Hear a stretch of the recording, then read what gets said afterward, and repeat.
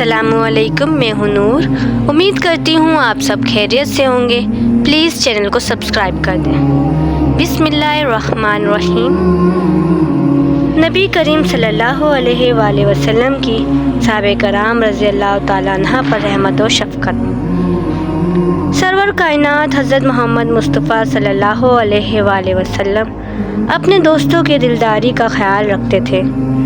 غزوہ حنین کے بعد جب مال غنیمت کی تقسیم کے سلسلے میں انصار میں سے بعض نوجوانوں کو شکوہ پیدا ہوا تو آپ صلی اللہ علیہ وآلہ وسلم نے انہیں جمع کیا اور ایسا سرانگیز خطبہ دیا کہ ان کے داڑیاں آنسو سے تر ہو گئیں۔ آپ صلی اللہ علیہ وآلہ وسلم نے اس موقع پر جہاں انصار مدینہ پر اسلام کے احسانات کا ذکر فرمایا ہے، انصار کی احسانات کا بھی کھلے دل سے اعتراف فرمایا۔ ارشاد فرمایا، کیا تمہیں یہ بات پسند نہیں کہ لوگ بکریاں اور اونٹ لے کر جائیں اور تم نبی کو اپنے خجوہ میں لے کر جاؤ؟ اگر ہجرت نہ ہوئی تو میں انصاری میں ہوتا۔ اگر لوگ ایک وادی میں چلیں تو میں اس وادی میں چلوں گا جس میں انصار چلیں۔ میرے لیے انصار کی حیثیت اس کی لباس سی ہے جو اوپر سے پہنا جاتا ہے۔ سبحان اللہ۔ نبی کریم صلی اللہ علیہ وآلہ وسلم اپنے صحابہ کرام رضی اللہ تعالیٰ عنہ کی ضرورتوں کا پورا خیال رکھتے۔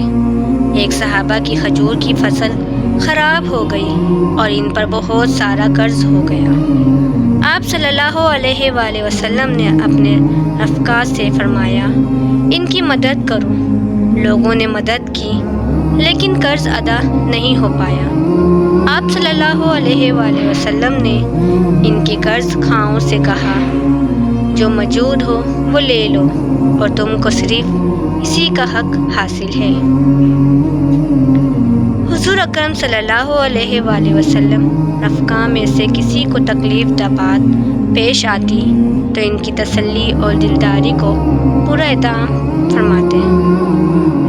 فرماتے۔ حضرت عبداللہ بن حاجش رضی اللہ تعالیٰ عنہ نے جب ہجرت کی تو مکہ مکرمہ میں ان کا مکان پر ابو سفیان نے قبضہ کر لیا اور بیچ ڈالا۔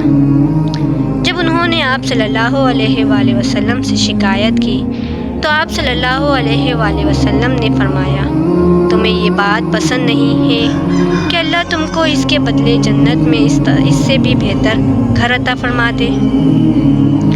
انہوں نے عرض کیا، کیوں نہیں؟ آپ صلی اللہ علیہ وآلہ وسلم نے فرمایا، تم کو یہ چیز یعنی اس کے بدلے میں جنت ملے گی۔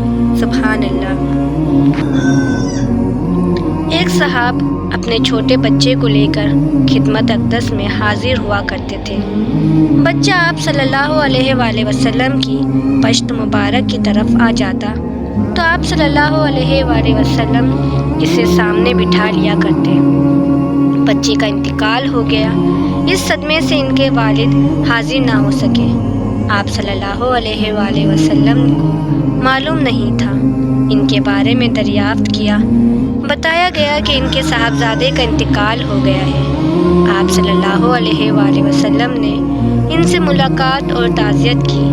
پھر آپ صلی اللہ علیہ وآلہ وسلم نے فرمایا، تمہیں یہ بات زیادہ محبوب ہے کہ وہ تمہارے ساتھ زندگی گزارتا یا یہ بات کہ تم جنت کے کسی دروازے پر آؤ اور تم دیکھو کہ وہ تمہارے لیے دروازہ کھول رہا ہے؟ انہوں نے عرض کیا، یہ دوسری بات مجھے زیادہ محبوب ہے۔ آپ صلی اللہ علیہ وآلہ وسلم نے فرمایا، یہ چیز تم کو حاصل ہو گئی۔ صحابہ کرام رضی اللہ تعالیٰ عنہ نے عرض کیا، یہ صرف ان کے لیے ہے یا سبھی کے لیے؟ آپ صلی اللہ علیہ وآلہ وسلم نے فرمایا، سبھی کے لیے۔ سبحان اللہ۔ نبی کریم صلی اللہ علیہ وآلہ وسلم مشکل کاموں میں بھی صحابہ رضی اللہ تعالیٰ عنہ کے ساتھ شریک رہتے۔ غزوہ خندق کے موقع پر سرد موسم تھا۔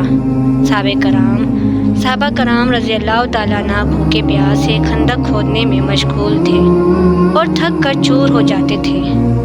ایسے وقت آپ صلی اللہ علیہ وآلہ وسلم تشریف لاتے اور فرماتے، اے اللہ، عیش و آرام تو آخرت ہی کا عیش و آرام ہے، اسی لیے انصار اور مہاجرین کی مغفرت فرما دیجیے، آمین۔ ایک موقع پر مدینے میں شور مچ گیا، لوگوں کا خیال ہوا شاید دشمن حملہ وار ہو گیا ہے۔ سب سے آگے آپ صلی اللہ علیہ وآلہ وسلم بڑھے اور اس حال میں واپس آئے کہ آپ صلی اللہ علیہ وآلہ وسلم حضرت ابو طلحہ رضی اللہ تعالیٰ عنہ کے گھوڑے پر تھے، جس پر زین بھی نہیں تھی اور گردن مبارک سے تلوار لٹکی ہوئی تھی۔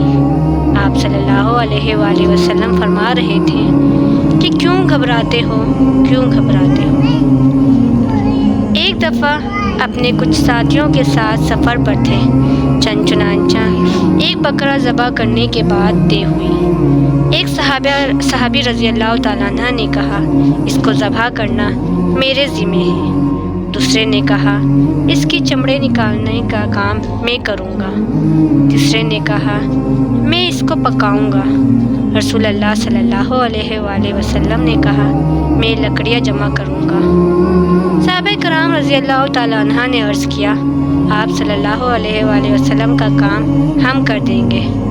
آپ صلی اللہ علیہ وآلہ وسلم زحمت نہ فرمائیے، ارشاد فرمایا مجھے معلوم ہے کہ تم لوگ میری طرف سے کافیت کر دو گے، لیکن مجھے پسند نہیں ہے کہ میں تم لوگوں کا مقابلہ امتیاز اور برائی اختیار کروں۔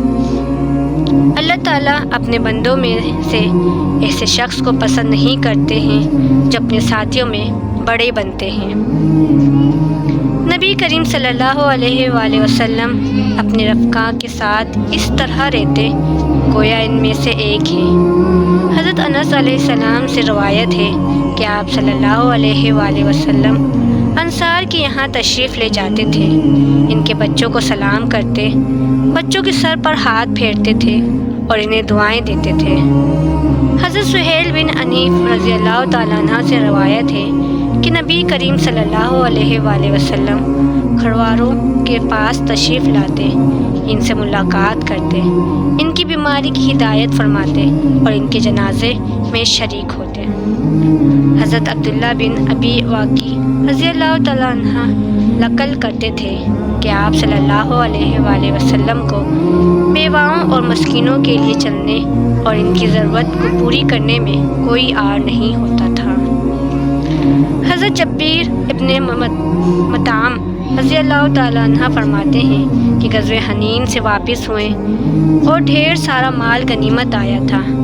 لوگوں نے آپ صلی اللہ علیہ وآلہ وسلم سے مانگتے ہوئے اس قدر دک کر دیا کہ آپ ایک درخت سے جا لگے۔ ایک دیہاتی نے چادر مبارک تک کھینچ لی، آپ کھڑے ہو گئے اور ارشاد فرمایا اگر میرے پاس ان درختوں کے درمیان کے برابر جانور ہوتے تو میں اس کو بھی تمہارے درمیان تقسیم کر دیتا، تم مجھے سنجیل، جھوٹا اور بزدل نہیں پاؤ گے۔